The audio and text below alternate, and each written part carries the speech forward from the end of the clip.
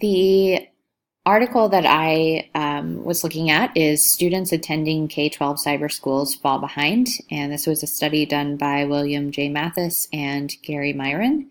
And the overview of the study was that this study was done by the NEPC that investigated the effectiveness of virtual schools. And the findings were not promising, as we kind of talked about in the warm-up. The article discusses that although virtual high schools or virtual schools in general are a great idea for the future of just personalizing learning for students, there are still gaps and a lot of kinks that need to be closed and worked through before moving forward.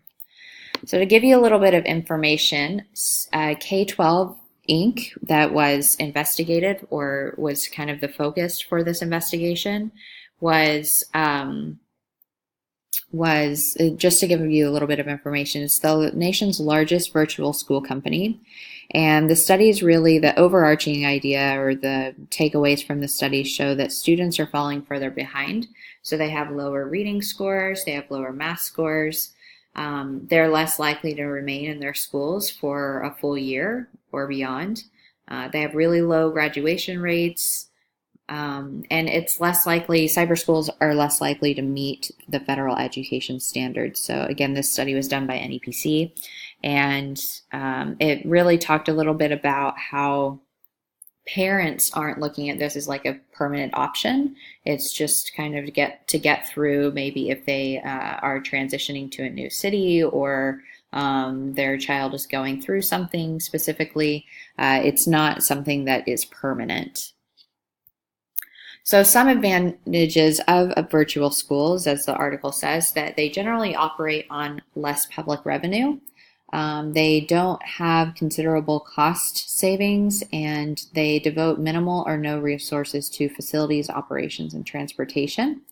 More students per teacher, so that's kind of I know I put that under the advantages, but for costs for schools and for school districts and for the state, that obviously lowers the amount of teachers they have to hire, because a lot of the information can be done online, and so they still get that personalized learning, but they don't have to hire as many teachers. And they pay less for teacher salaries than brick and mortar schools do. So this is a quote from the article that really I felt summed it up. So states should not grow full-time virtual schools until they have evidence of success. Most immediately, we need to better understand why the performance of these schools suffer and how it can be improved. So another study that was done by Credo, and this is the Center for Research on Education Outcomes. And the research was done on virtual schools in 5 different states, and a more rigorous study was done on student learning in Pennsylvania virtual charter schools. And the findings were very similar to that of the NEPC, seeing that virtual school students end up with learning gains that were significantly worse than students in traditional charter schools and public schools. So they're not seeing that level of growth that they would in these in the brick and mortar schools. So just to wrap it up, my opinion is that it's clear that the research has been done, that it concludes that students are performing at a lower level and obviously seeing less improvement. But it's also clear that virtual schools are in need of change in order to close this gap.